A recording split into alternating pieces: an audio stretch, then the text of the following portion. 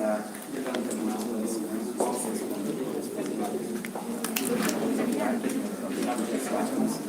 Saudades, Santa Catarina. Em seguida, o motivo de imprensa, a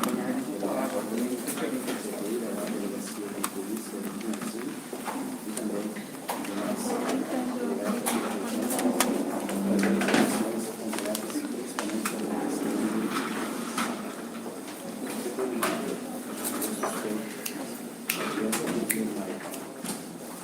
Abre a porta. Bom dia, pessoal. Agradecer a presença de todos da imprensa, também quem nos acompanha pelo canal YouTube da Polícia Civil de Santa Catarina. Gostaria de registrar aqui a presença do delegado-geral da Polícia Civil de Santa Catarina, Paulo Queires, também o delegado-geral adjunto da Polícia Civil de Santa Catarina, Fernando Calfas, também o diretor de fronteira da Polícia Civil de Santa Catarina, delegado Carlos Augusto Morbini, delegado regional de Chapecó, Ricardo Casagrande, delegado de polícia responsável pelas investigações do caso de Saudades e titular da comarca de Pinhalzinho, delegado Jerônimo Marçal Ferreira, e também o perito Jean Osnildo dos Santos, representando aqui a mesma região de Chapecó, representando o IGP de Santa Catarina. Vou passar então diretamente a palavra ao Dr. Paulo Queires. Por favor, do microfone, doutor. Esse preto aí, por favor. Bom dia às senhoras e aos senhores. Obrigado por estarem aqui conosco. Na qualidade de delegado-geral da Polícia Civil do Estado de Santa Catarina, eu tenho a satisfação de, em primeiro lugar, de anunciar que os trabalhos que hoje serão trazidos ao domínio público foram realizados pela Polícia Civil desde um primeiro momento.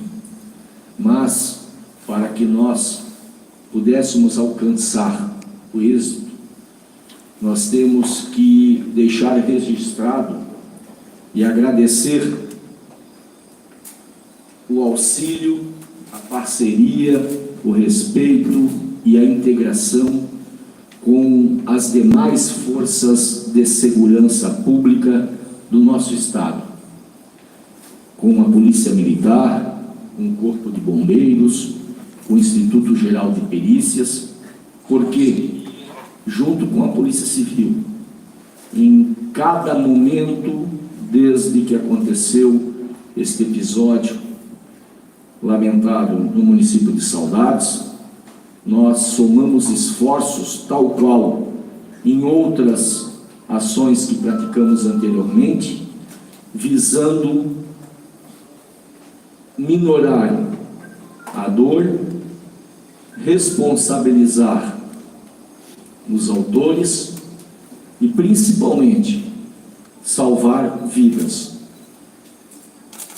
Em razão das ações que nós realizamos no curso das investigações, que apurou este crime praticado em Saudades, nós tivemos não só a interlocução com agências de inteligência do Estado de Santa Catarina e de outros estados do Brasil, mas também com agências federais e internacionais. Nós contamos, no curso das investigações, com a troca de informações de agências dos Estados Unidos, e para isso foi fundamental também o apoio que nós recebemos da Embaixada Americana, e culminando com a troca de informações através do FBI, e com isso nós pudemos, no curso das investigações, identificar outras pessoas que tinham ações no sentido vertente desta investigação, e com essas identificações nós repassamos para os respectivos estados da federação para que as providências de caráter legal fossem adotadas, e como de fato o foram, e com um resultado positivo, fazendo com que nós, talvez, ou com a certeza de termos evitado danos maiores a outras pessoas.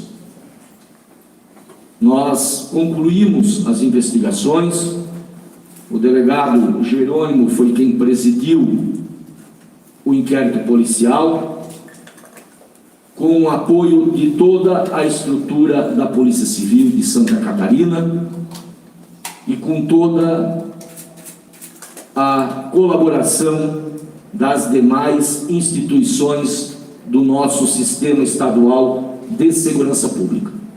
Eu passo a palavra ao Dr. Casagrande, em seguida ao Dr. Jerônimo, que poderá fazer uma digressão sobre os fatos a vocês.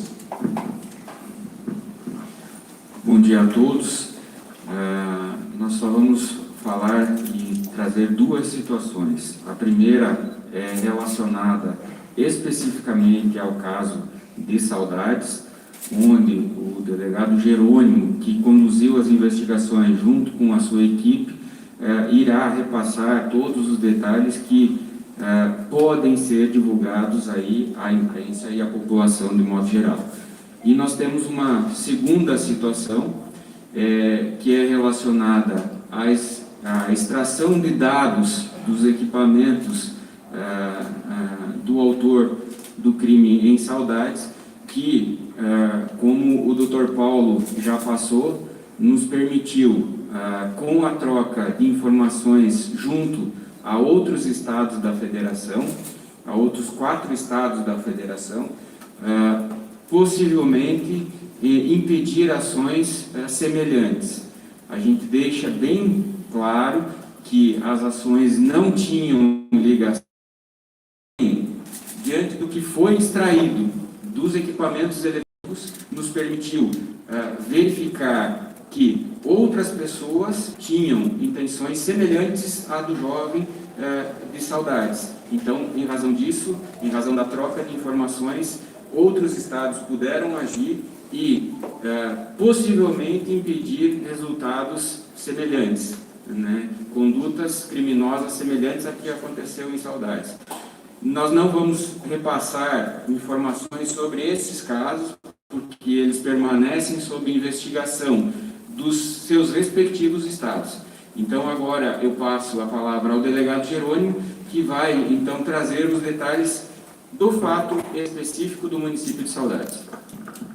Antes de passar a palavra ao delegado Jerônimo, eu quero também fazer um registro que, dado a esse episódio e esse crime que aconteceu no município de Saudades, o governo do estado de Santa Catarina, através do governador Carlos Moisés e o secretário de Estado da Educação, o secretário Vampiro, tornaram providências visando a segurança das crianças e dos adolescentes que frequentam os educandários da rede estadual. Para tanto, não só terão a segurança de caráter de inteligência ou remota, mas também a Secretaria de Estado da Educação estará implementando segurança orgânica em todas as 1.064 escolas ou estabelecimentos educandários do Estado, visando com isso a segurança dos alunos. Eu passo a palavra ao delegado Jerônimo. Bom dia a todas e a todos que nos assistem, nos ouvem. Antes de entrar especificamente nos fatos, no que aconteceu e a investigação, eu quero só agradecer o apoio do Dr. Paulo, da Delegacia Geral, e do Dr. Casagrande, né, como delegado regional, por todo o suporte que eles deram durante essa investigação, que foi muito complexa e muito trabalhosa. Agradecer o empenho dos policiais civis, dos investigadores que trabalharam no caso com muito afinco, com muita seriedade, comprometimento. O policial civil Kaiser de Saudades, né, responsável pela delegacia de Saudades, especialmente, mas toda a equipe que trabalhou no caso. E, por fim, a Embaixada Americana, que, em Brasília, que nos deu um suporte também na investigação. Bom, o que aconteceu no dia 4, todos vocês já sabem, eu não vou dar detalhes novamente sobre o fato que aconteceu. Algumas coisas eu acho que é importante a gente destacar. A primeira delas, naquela manhã ele foi trabalhar normalmente. Então ele foi trabalhar, saiu no intervalo o autor, né? Foi trabalhar, saiu no intervalo dele, foi para casa, fez alguma coisinha em casa e foi até a creche depois, por volta de 9h50 ele chegou na creche. Segundo ponto importante que a gente apurou, ele queria matar o máximo possível de pessoas. Ele agiu com esse objetivo e ele estava com pressa. Então, porque ele queria atingir o máximo possível. Então, os relatos que a gente recebeu foi que ele tentava entrar numa sala, não conseguia, ia correndo para outra, porque ele estava com pressa para atingir o objetivo dele. Importante também, a gente aprofundou muito na investigação, na vida dele, na internet, por meio de relatos de testemunhas, por meio do interrogatório, a gente deu a maior profundidade possível. E, assim, ele agiu consciente do que fez. O tempo todo, ele planejou a ação, já há vários meses, desde o ano passado ele vinha planejando. Então foi um crime premeditado. Todo o tempo ele isso é importante ficar destacado. E ele tem sim que ser responsabilizado pelos crimes graves, cruéis que ele cometeu no dia 4. Ele foi, ao final da investigação, ele foi indiciado por 5 homicídios qualificados, triplamente qualificados, e uma tentativa de homicídio qualificado, também triplamente qualificado.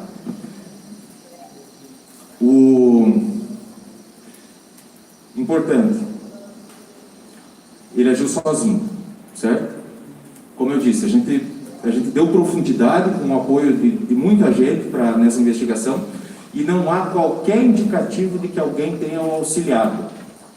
Nada nesse sentido. Então, ele agiu sozinho o tempo todo. Pessoal, estamos abertos a perguntas agora. Por favor, um de cada vez, se anuncie o veículo e pode fazer a pergunta. Posso começar? Pode. Doutor, bom dia a todos. William Ricardo, repórter do ND+. No primeiro depoimento, o que ele disse para vocês no hospital ainda?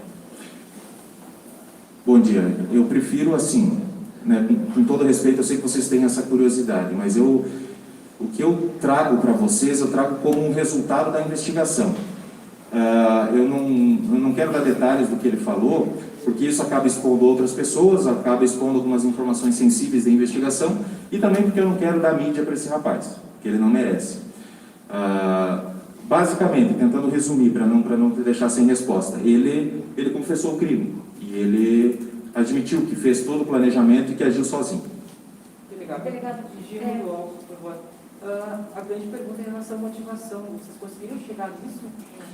Então, bom dia, gente. Assim, a gente teve um apoio, eu tive um apoio de uma psicóloga policial, né, da Polícia Civil, para a gente tentar entender tudo isso, né? Eu não quero ter a pretensão aqui de entrar na cabeça do rapaz, assim, do autor. O que os elementos mostram? Mais ou menos, eu vou tentar simplificar para transmitir a ideia para vocês. Qualquer listagem assim, de eventos e tal é uma simplificação, mas eu vou tentar para poder transmitir e não deixar a população sem resposta. Ele era uma pessoa muito isolada e ele tinha essa dificuldade de relacionamento, certo? Mas assim, num nível muito acima do normal. Tem muita gente que é fechada, tem muita gente que tem essa dificuldade de relacionamento, mas ele era mais. E a ponto, vou dar 2 exemplos. A família se reunia para jantar, ele não jantava com a família, ele pegava o prato dele e ia para o quarto. Outro exemplo, ele precisava comprar uma roupa, ele pedia para a mãe dele comprar roupa. Então era num nível muito, muito alto. E aí nos últimos tempos ele foi se isolando cada vez mais no mundo dele, se isolando do nosso mundo. E ele entrou num mundo em que ele começou a ter contato com muito material violento, com muitas ideias violentas, e com pessoas que pensavam parecido com ele, né? Com pensamentos ruins, sentimentos ruins. E ele começou a alimentar esse ódio dentro dele nos últimos meses, ao ponto dele resolver descarregar tudo isso em alguém, na população em geral. Ele não tinha um ódio contra um grupo específico, sabe? Contra alguém especificamente. Ele criou esse ódio generalizado. E a intenção dele, no primeiro momento, quando ele começou a querer executar todos esses pensamentos, exteriorizar tudo isso, foi contra pessoas que tinham um certo convívio com ele, certo? Na escola e tal. Esse era o objetivo principal dele no início. Ele tentou adquirir arma de fogo de várias formas, em várias oportunidades, e não conseguiu. Como ele não conseguiu, ele achou que ele não daria conta de enfrentar esses rapazes ali com uma arma branca. E isso mostra que então, o ato dele, por si só, o que ele fez já seria covarde, porque foi contra crianças e contra mulheres ali que não tinham condições de se defender. Mas isso mostra que ele foi ainda mais, né? Foi um ato ainda mais covarde, porque ele não se garantia lá contra aquelas outras pessoas, e ele pensou, não, então eu vou descontar essa minha raiva em pessoas que não têm nada a ver comigo, em pessoas inocentes que nunca fizeram nada para ninguém. Então, o que mostra que é um ato ainda mais covarde do que por si só já seria. Leonardo, do portal Clique LNC, do Grupo Condado de Comunicação. Em relação aos analisados dentro dos computadores, ele e os equipamentos apreendidos, o que pode se falar em relação a isso? O que eu posso dizer é isso, que ele tinha acesso a muito conteúdo inapropriado. E contato com pessoas com pensamentos ruins, com sentimentos ruins, que pensavam mais ou menos como ele. Ô, doutor, uma pergunta, ele demonstrou em algum momento lá no hospital algum arrependimento de ter cometido os crimes? Ele tinha consciência de que o que ele fez foi errado, certo? Isso mostra também que o total discernimento que ele tinha. Uma pessoa normal, certo? Ele planejou, ele sabia que o que ele fazia estava errado, mas ele fez mesmo assim. Ele falou estar arrependido, mas eu não conseguia aferir se era um arrependimento genuíno ou não. Ou se era um arrependimento porque, assim, agora eu sei que eu vou ser responsabilizado pelo que eu fiz. Delegado, com relação às armas, né? O senhor falou por cima de fogo. Essas armas que ele comprou, ele usou essa espécie de adaga, né? Dessas facas, enfim. Como ele conseguiu comprar essas armas? Ele comprou pela internet. De uma maneira muito facilitada, ele chegou a dar detalhes de site? Não, a gente conseguiu apurar, assim, ficou bem demonstrado que ele comprou pela internet, chegou por encomenda, as armas chegaram 5 dias antes do que aconteceu, chegou na casa dele pelo correio. A família chegou a ver essas armas? Ou ele escondia e escondeu, enfim? Eles chegaram, eles não entenderam o motivo, né, mas eles chegaram a ter contato, sim. Delegado Rodrigo da NDTV, o senhor comentou que foi uma investigação que contou com várias forças, a união de várias forças de segurança. Relacionados a outros estados, existia algum grupo que ele tinha contato com essas outras pessoas? São quantos estados? Dá para trazer esses dados? Então, como o delegado regional falou, a gente tem informações que a gente obteve durante a investigação que a gente não pode divulgar, né? São informações sensíveis. O que eu posso dizer para vocês é assim, não havia nada de concreto, não tinha nada de que você pegasse esses dados e pudesse dizer assim, não, aqui há um planejamento. Não, isso não tinha essa interlocução com outras pessoas de qualquer tipo de contribuição, nesse sentido, não. Mas são ações em quantos estados? Dá para divulgar? Quantos mais ou menos? Assim, o que a gente está identificando, a gente está fazendo um encaminhamento, né? Eu encaminho tudo para o delegado geral e ele faz o encaminhamento que tem que dar. Eu não posso dizer para vocês, assim, mas para tranquilizar, assim, não tem nada de concreto, sabe? A população não precisa ficar preocupada nesse sentido. O que existe são pessoas com esse tipo de ideia e a gente dá um encaminhamento que a gente tem que dar. Delegado Ivonei da SSO TV, no seu depoimento que tomou dele, ele comentou qual o motivo de escolher a instituição para fazer o ataque, ou poderia ser qualquer uma outra instituição? A raiva dele era contra qualquer pessoa, certo? Ele atacaria qualquer pessoa em algum momento. E ele deixou bem claro também que foi pela fragilidade das vítimas e do local. Doutor, aproveitando a pergunta da Bia, do Jornal Diário do Iguaçu, algum motivo específico para ele escolher aquela data do dia 4? Ele já vinha planejando há algum tempo. Ele comentou se ele planejou no dia também, ou naquele momento ele teve... O doutor falou que ele foi trabalhar de manhã, né? Ele comentou por que ele escolheu aquele dia, aquele momento para fazer o ataque?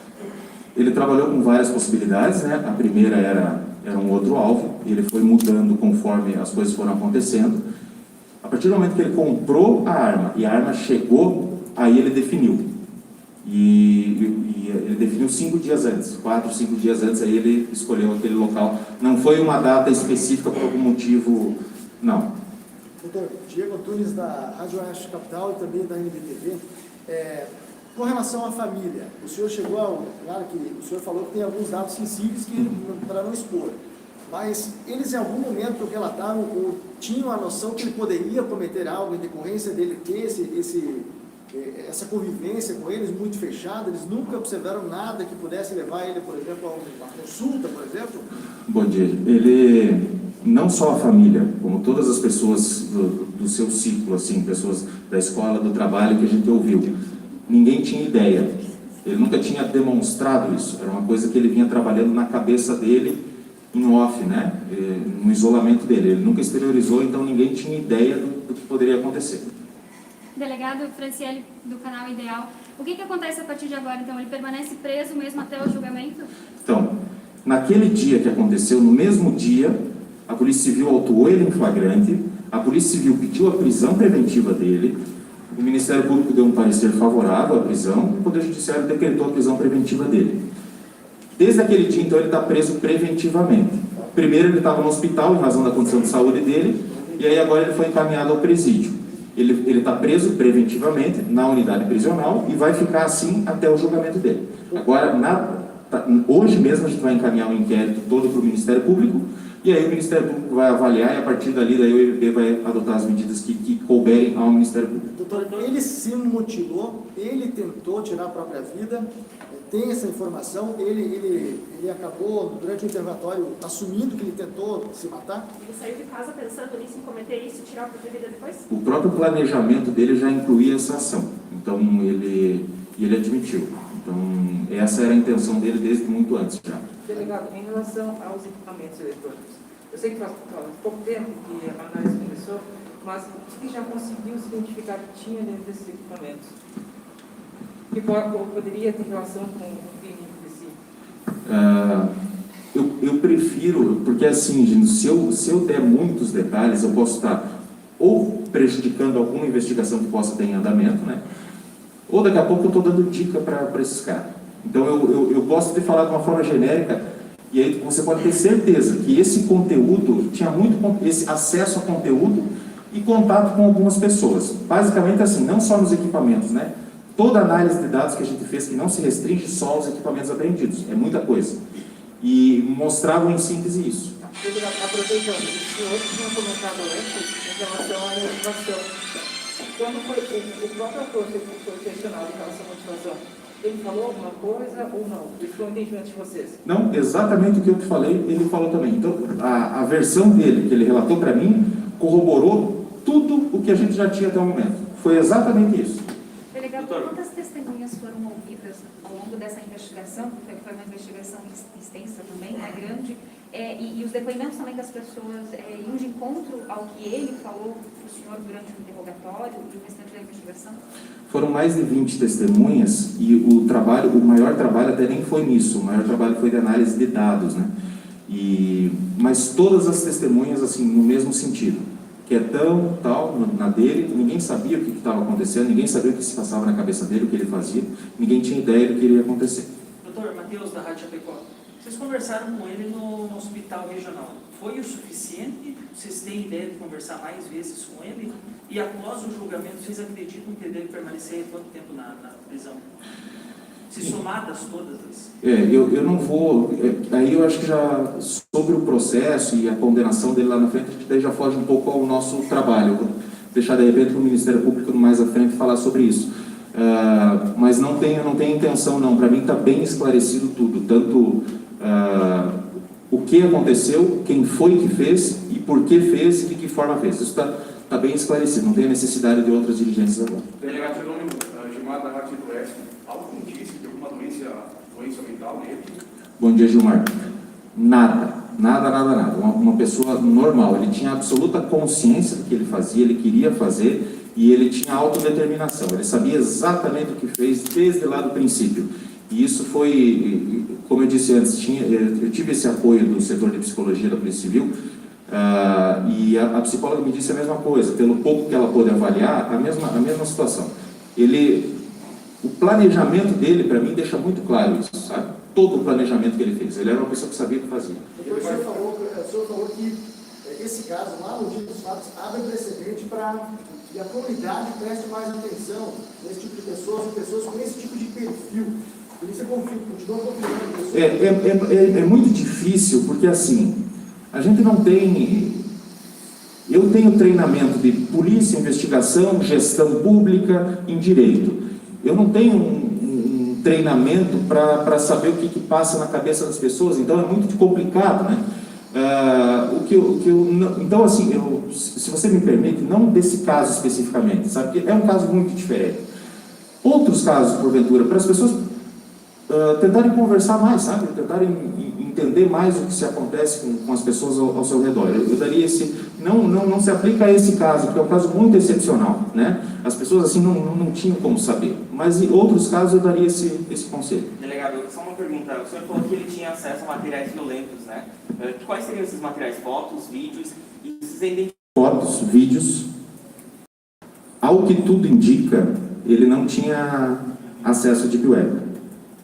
Eu não descarto essa possibilidade, mas assim, não há nada de concreto que tenha aparecido na investigação nesse sentido. Mas se chegarem a investigar esse ponto, talvez da Deep Web... A gente vai muito profundo na investigação, né? A gente tem um suporte do setor de informática da Polícia Civil, da inteligência da Polícia Civil, né? De outras agências de inteligência, a gente deu muita profundidade. Quanto a isso, vocês podem ficar tranquilos. Uma outra informação, delegado, naquele dia da coletiva, o senhor falou que ele tinha relatado para a família que ele tinha comprado a arma, essas espadas, enfim, para atacar os animais. Uhum. Qual que era a relação dele com os animais em casa? Ele já tinha matado algum bicho?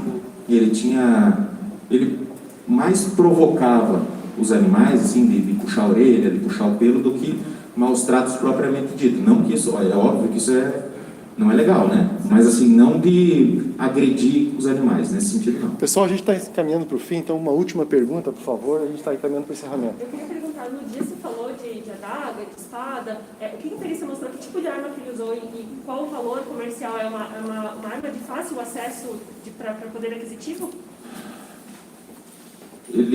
Foi cerca de R$400 a arma.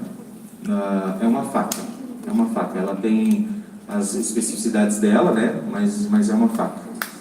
Pessoal, gostaria de agradecer a presença de todos, antes de passar a palavra final. E durante a minha fala eu citei o nome de uma agência internacional e por uma questão de justiça eu devo retificar, porque em especial nós contamos com o apoio durante as investigações da Embaixada Americana através da agência Homeland Security Investigations, que é da Embaixada Americana no Brasil.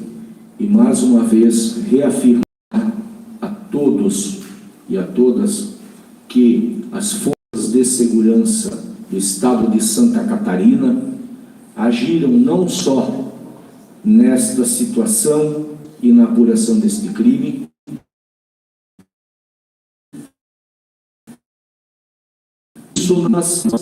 mais uma vez, dizer que, dada a preocupação do governo do estado de Santa Catarina, nós mobilizamos todas as estruturas da educação, como já anunciado esta semana, estará implementando, além da segurança eletrônica, segurança orgânica nos 1.064 estabelecimentos de ensino do nosso estado, cumprindo uma determinação do governador Carlos Moisés e do secretário Vampiro da Educação. Muito obrigado. Pessoal, mais uma vez a entrevista... Esse contato com a FBI, desculpa interromper, mas é muito importante que você fala disso e a gente precisa entender um pouco melhor. Por que foi feito esse contato com eles? Havia alguma possibilidade de um ataque planejado em outras cidades, por isso foi feito, ou mandando... Não, o que tem são ações de inteligência que nós, órgãos de segurança pública, diariamente trocamos informações com outras agências e no decorrer do serviço e pelas peculiaridades que se apresentam, nós recorremos a todos os recursos que nos são disponíveis. E isso faz com que em determinado momento nós busquemos auxílio em agências internacionais. Pessoal, muito obrigado. Eu agradeço mais uma vez a presença de todos. Essa entrevista, então, está encerrada. Delegado, quais são os estados que